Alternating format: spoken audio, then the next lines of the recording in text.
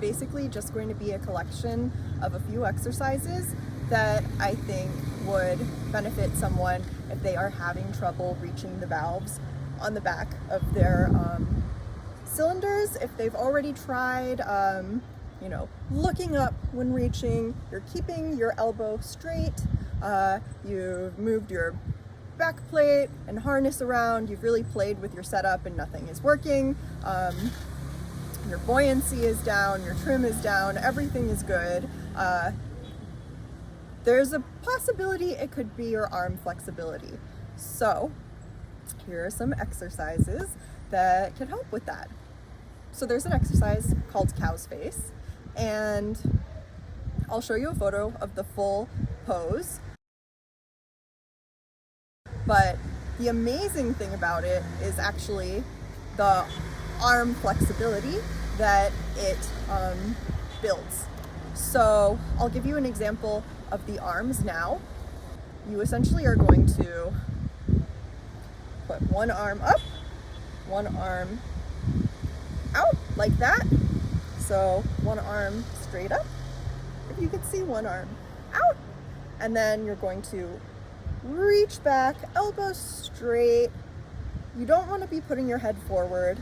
You're going to take this hand, and you're going to reach back, and you want to try to grab your hands like this.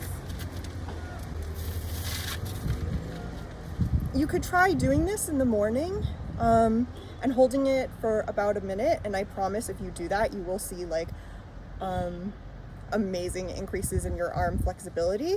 If this is a little bit too difficult, if you don't have the flexibility to reach all the way back like I'm doing, a strap would really help.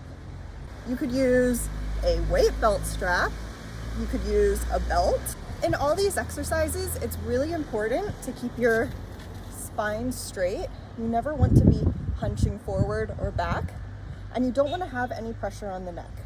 And if anything feels like tingly or uncomfortable, just release the pose, okay? So my other side actually is a little less flexible, so I do need to use a strap for the other side. So I have made a lot of progress, which I'm pretty proud of with this pose, with my arm flexibility, but I'm still not there yet where I can actually grab my fingers. So I'll show you what I'm talking about with the strap. So go arm out, arm up, arm down, move this back, this goes down. I'm able to touch my fingers, as you can see, but I can't actually grab them. So something I could do now is take the strap,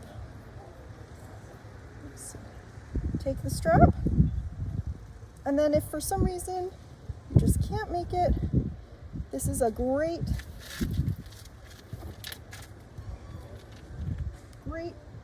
way to build that flexibility while you still can't reach the fingers together. So again, try to hold this pose for about a minute. If you do it every day, I promise you will see improvements. Another really good exercise that I have learned in the last few months is shoulder flossing. It's called shoulder flossing. So essentially what you're going to do, you could take your weight belt, your strap, and so you want to keep your spine straight. You don't want to be putting your neck forward or back. You want your arms to be straight. And this is really good for rotating your shoulders and developing flexibility in your shoulders. So what you're going to be doing is holding it. Maybe start from a wider length to test your flexibility. And you're just going to hold it back and then go all the way around. Woo! And then down. So up and down. And you could do that maybe 5 reps of that a day would help, at least, as a start. If you want more of a challenge and you find that's easy, you actually can move a bit closer on your strap with your hands, it will make the exercise more challenging. If there's any little sticky areas that you find, you might want to hold in that sticky area for a while. But yeah, that's called shoulder flossing, and it's also something that helps with shoulder mobility, which could help you reaching back and turning those valves. So this is a chest opener, and it's really good for shoulder flexibility again. And it's a yin pose that you should stay in for maybe 2 to 3 minutes. 1 minute is fine if that's all you're comfortable with. Again, take it at your own pace. And if you feel any sharp pain in your shoulder or arm or anything like that, just come out of the pose, okay? Okay. So if you want to keep your arms straight, that's kind of a easier level. You'll still get a great stretch from that. But if you want to make it a little more difficult, you can also bend your arm. So you're going to start down on the mat like this, and I'll show you both ways. So this is with a straight arm, and you're just going to roll, and stay like this for maybe like a minute or 2 or 3, whatever you're comfortable with. So this is one pose, and it's great for arm flexibility. If you want to make it a little more complicated, and you want a bit of a deeper stretch, something else you can do is put your arm out like a cactus, like this, and then you roll back.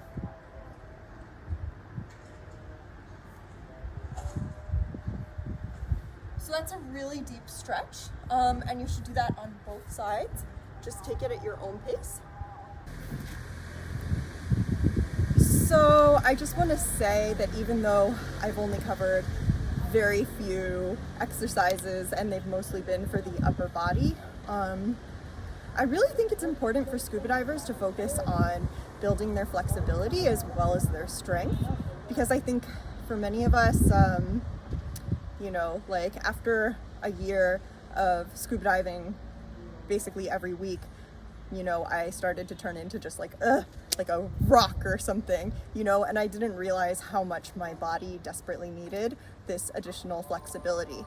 So it's something to look into. You know, if you are just lifting weights in the gym to get ready for tech diving, maybe consider doing more flexibility exercises to keep your muscles safe and prevent injury. It's a good thing to check out. Yeah, hope you've enjoyed the video, and I look forward to seeing you here soon. Thank you. And a little bit of crow to finish the day.